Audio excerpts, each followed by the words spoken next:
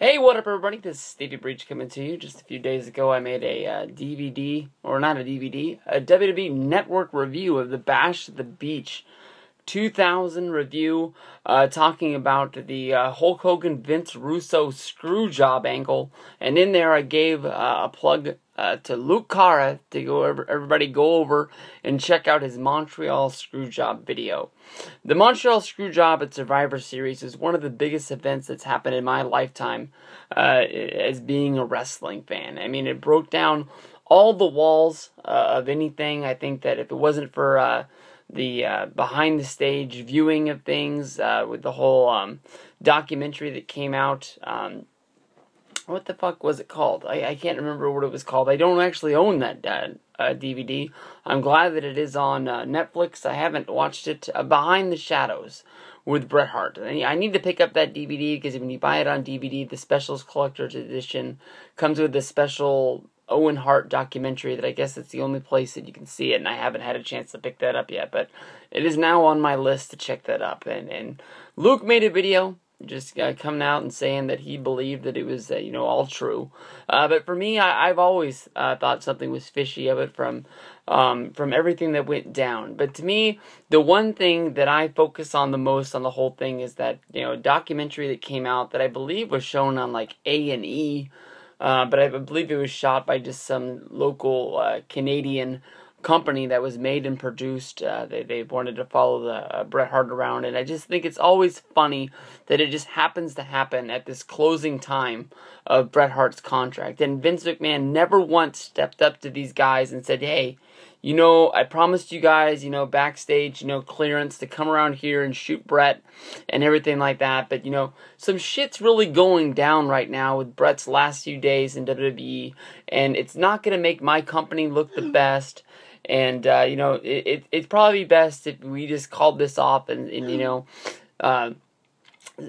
just say you're going to have to go shoot Bret outside of the arena. Why they would give them, premium backstage footage of being able to film Bret going into the booking meetings, talking with Earl Hebner, the referee, Bret just walking around and getting ready for the match, talking to the other boys, making sure that everybody's got his back and everything like that. And then on top of that, why Vince would never step up and, well, first of all, if they're going to show Bret and Vince with all the after the things when Bret, they don't actually show the punch because they ask the camera crew to leave, but Bret tells the camera crew that he's gonna punch Vince when he walks into the room. He flat out says he's gonna do it before he does. He shows the intent of what he's going to do, and why Vince McMahon would sign a waiver.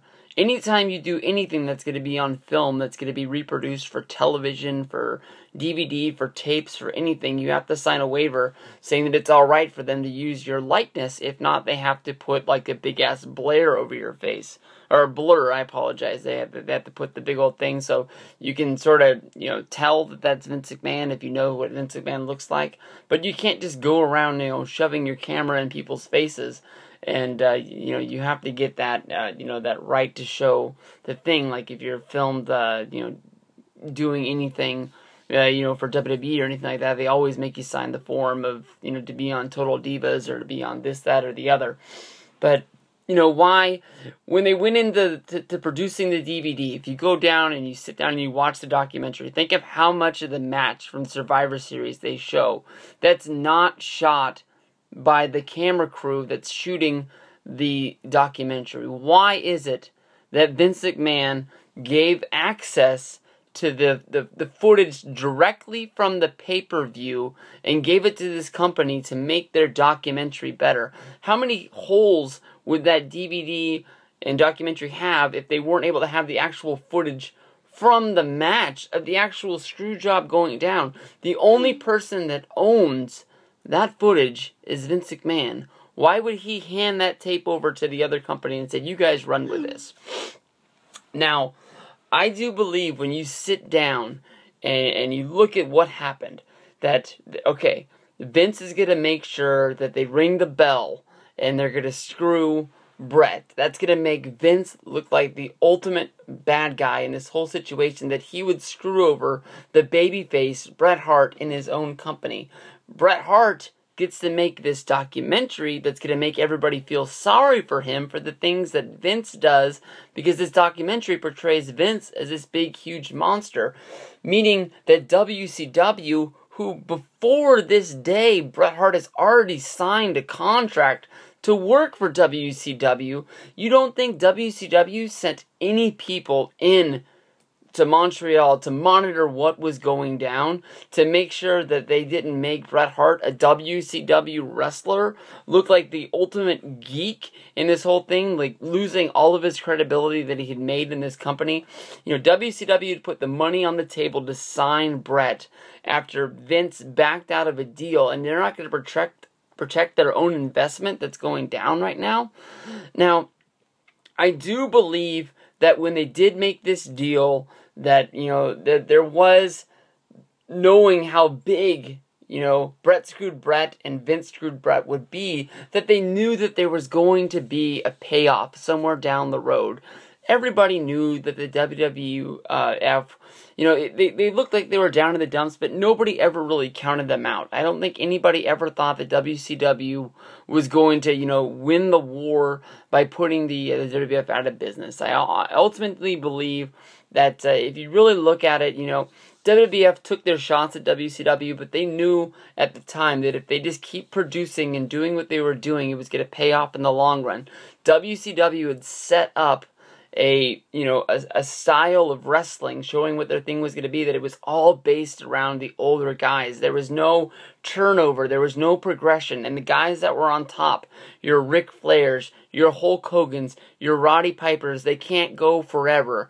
Most of those guys are still going today, but they weren't going to be able to, you know, make pay-per-view buys, while Bret, you know, was going over there, was going to give them one star to the stable, but also Bret, you know, was at that age where he was going to be, you know, put into that group of guys sooner than later. So I do believe that there was a timetable deal. You're going to go work for them, and then, you know, more than likely somewhere down the road, you know, if you run out of time there, we'll take you back, because it would make sense.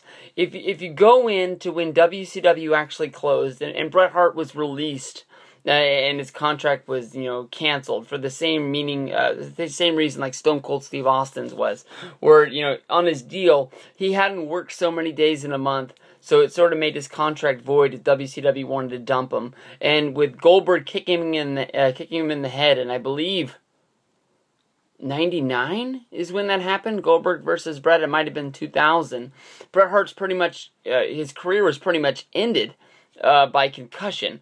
And by the time that, you know, Vince could have used Bret in 2002, when Vince turned heel, and he would have been able to sneak Bret in as the ultimate babyface, Bret had a stroke, and he almost died. I believe this was the stroke he had while he was riding his motorcycle. So he had the stroke, he had a motorcycle crash, all at the same time, where we almost lost Bret right there. And I mean, like, when it comes down to it, are you going to bring back that injured Bret, or are you going to bring back Ric Flair? We already knew that, you know, Bret was more than likely not going to wrestle ever again due to the concussion problem, but now you also have the stroke on top of that. And then, like, you bring in Flair as the guy who sort of bought the company from Stephanie and Shane, so he owned the shares. And Bret would have been an awesome person to bring in that place, but Bret was never going to have the lifelong span that Flair did. I mean, Flair, even though he was one of those older guys that I said wasn't going to be able to hold WCW up. I mean, he came in and he did the whole storyline deal that was in 2001 after the invasion. I believe he debuted the night after the Survivor Series when. That was at the end of the show, you know, once they had sort of ended the whole WCW invasion angle. And he worked all the way up until WrestleMania 24, doing all roles as, you know, basically he was the commissioner, or he wasn't really the commissioner, he was like the owner. They had the draft deal with him and Vince. He was a wrestler, he was a manager, And more than anything, he was like a mentor to guys like Batista and Randy Orton.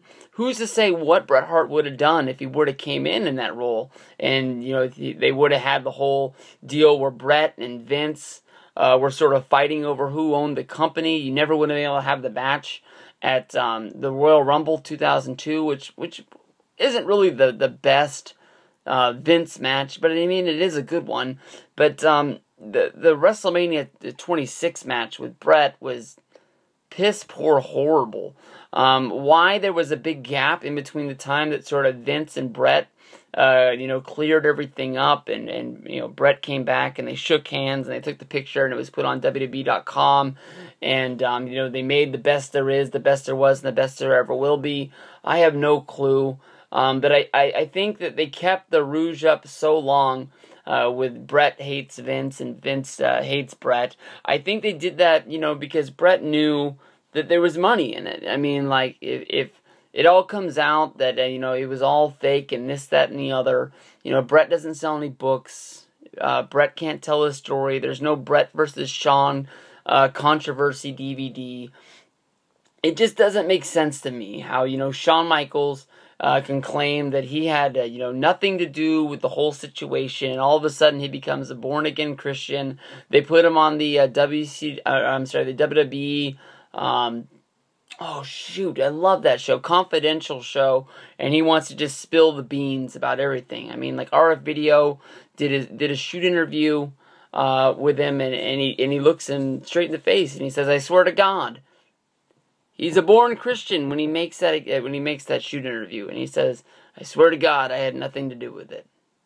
It just doesn't make sense to me why he would still be that. But maybe he just had he had the coming to light, and maybe he took some time to work through everything before he wanted to reveal all that. But I mean, like, there's more money in keeping up the wrestling gimmick that they hate each other than there was to just let it all just sort of like die out and act like it never happened. As it being a storyline, it is one of the biggest wrestling storylines of all time. There's no way in the world I'm going to believe that Vince McMahon is going to sell a shot from from Bret Hart in the locker room and allow it to be released in a tell-all biography sort of documentary deal. I don't know. When you go back and you watch it, it all seems like it all fits together all well and all too perfect. And I don't know. I mean, it worked the fans, it worked the wrestlers, it worked everybody. But to me, honestly, when you look back at the Montreal Screwjob, it was all an angle, it was all a work.